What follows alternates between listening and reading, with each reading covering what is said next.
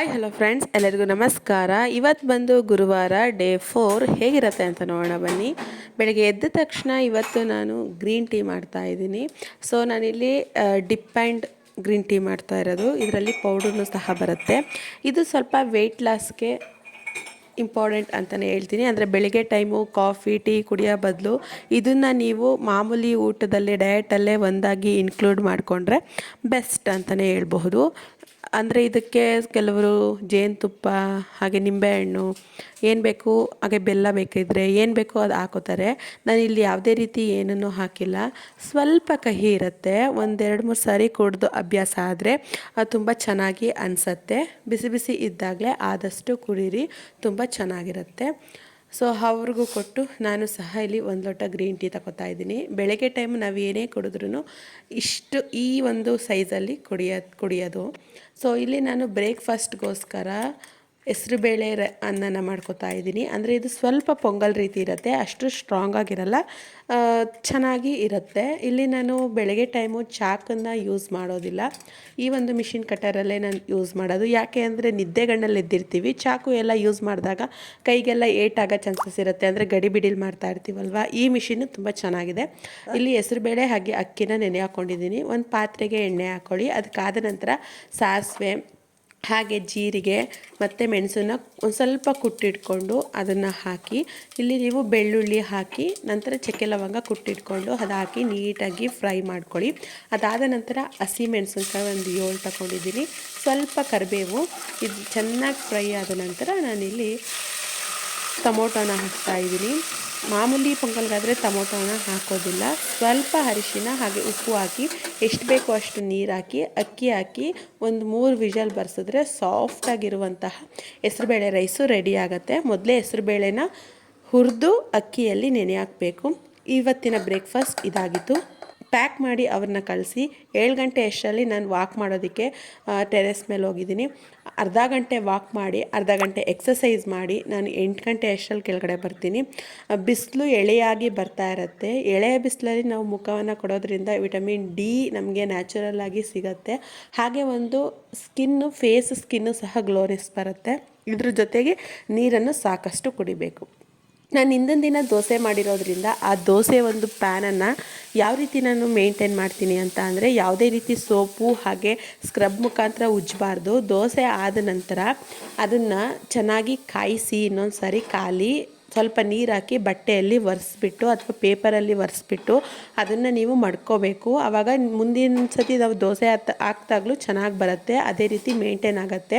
ಇಲ್ಲ ಅಂತ ಅಂದರೆ ಅದನ್ನು ಸೋಪಾಕಿ ಉಜ್ಜಿ ಅದು ಸ್ಕ್ರ್ಯಾಚಸ್ ಆಗುತ್ತೆ. ನೀಟಾಗಿ ಮೇಂಟೈನ್ ಹಾಕೋದಿಲ್ಲ, ಹಾಗೆ ಚೆನ್ನಾಗೂ ಬರೋದಿಲ್ಲ ದೋಸೆ. ಆಯಿಲೆಲ್ಲ ಯೂಸ್ ಮಾಡಿರ್ತೀವಲ್ವ.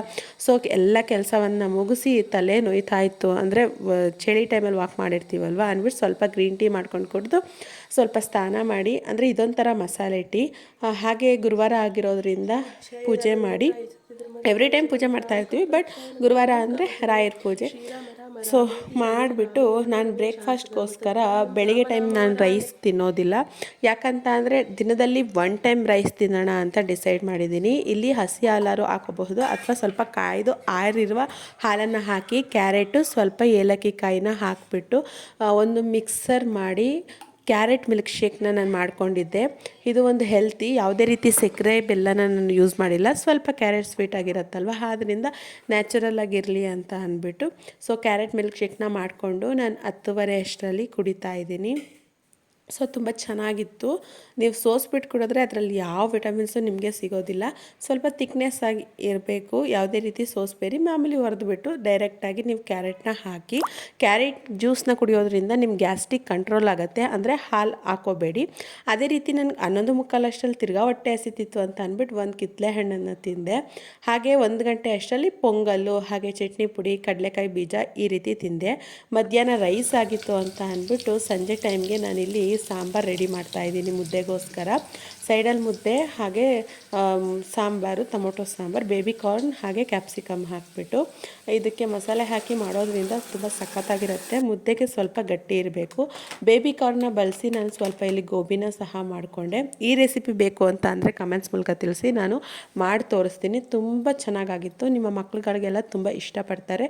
ಸೊ ಅದನ್ನು ನಾನು ಜಾನಕ್ಕೆ ಕೊಟ್ಟು ಮುದ್ದೆ ಕಟ್ಟಿ ಊಟಕ್ಕೆ ಹಾಕ್ಕೊಟ್ಟಿದ್ದೀನಿ. ಸೊ ಈಗಿತ್ತು ಇವತ್ತಿನ ನಮ್ಮ ದಿನ.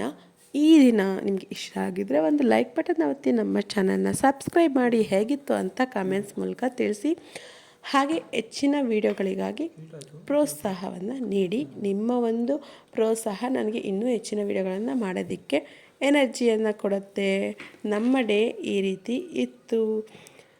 ಹಾಗೆ ಸ್ವಲ್ಪ ಬಟ್ಟೆಗಳನ್ನೂ ಸಹ ನಾನು ಪರ್ಚೇಸ್ ಮಾಡಿದ್ದೀನಿ. ನಾನಿಲ್ಲಿ ಹಾಕಿ ತೋರಿಸ್ತಾ ಇದ್ದೀನಿ ನಿಮ್ಗೆ ಯಾವ ರೀತಿ ಅಂತ ನೀವು ನೋಡಬಹುದು.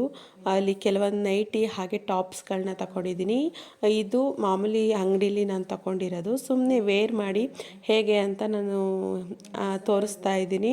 ಅದನ್ನು ನೀವು ಬೇಕು ಅಂತ ಅಂದರೆ ಕಮೆಂಟ್ಸ್ ಮೂಲಕ ತಿಳಿಸಿ ಎಷ್ಟು ಅಂತ ಒಂದು ಅಂದಾಜು ನೀವು ಕಮೆಂಟ್ಸಲ್ಲಿ ತಿಳಿಸಿ ರೈಟ್ನ. ನಾನು ನಿಮಗೆ ರೈಟ್ಸ್ನ ಅಂತ ಹೇಳ್ತೀನಿ ಎಷ್ಟೆಷ್ಟು ಅಂತ ಅಂದ್ಬಿಟ್ಟು. ಸೊ ಈ ನೈಟಿಗಳು ಹಾಗೆ ಟಾಪು ಎಲ್ಲವನ್ನು ನಾನು ತಗೊಂಡಿದ್ದೀನಿ. ಸೊ ಸ್ಟಿಚಸ್ ಹಾಕಿಲ್ಲ, ಈ ರೀತಿ ಇದೆ. ಎಷ್ಟು ವರ್ಕ್ ಒಂಥರ ಇದು ಯಾವುದೇ ರೀತಿ ಶೇಡ್ ಆಗೋದಿಲ್ಲ, ವಾಶ್ ಮಾಡಿದ್ರೂ ಏನೂ ಆಗೋದಿಲ್ಲ. ಹಾಗೆ ಗ್ರೀನ್ ಕಲರ್ ಇನ್ನೊಂದು ಟಾಪು. ಸೊ ಇದು ಸಹ ಅಷ್ಟೇ ತುಂಬ ಪರ್ಫೆಕ್ಟಾಗಿ ಚೆನ್ನಾಗಿದೆ. ಈ ರೀತಿ ಇತ್ತು ಇವತ್ತಿನ ನಮ್ಮ ಡೇ.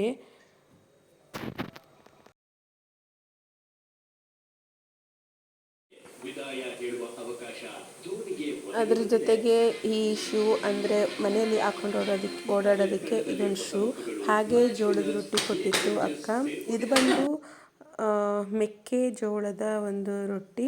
ಸೊ ಖಡಕ್ ರೊಟ್ಟಿ ಅಂತಾರಲ್ವ, ಅವ್ರ ಕಡೆ ಸೇರಿದು. ಹಾಗೆ ಇದು ಬಂದು ನಮ್ಮ ಊಟ ಹೇಗಿತ್ತು ಅಂತ ಇವತ್ತಿನ ವ್ಲಾಗ್ನ ನೀವು ಕಮೆಂಟ್ಸ್ ಮಾಡಿ ತಿಳಿಸಿ. ಇಷ್ಟ ಆಗಿತ್ತು. Thank you for watching. ಮುಂದಿನ ವೀಡಿಯೋದಲ್ಲಿ ಸಿಗ್ತೀನಿ.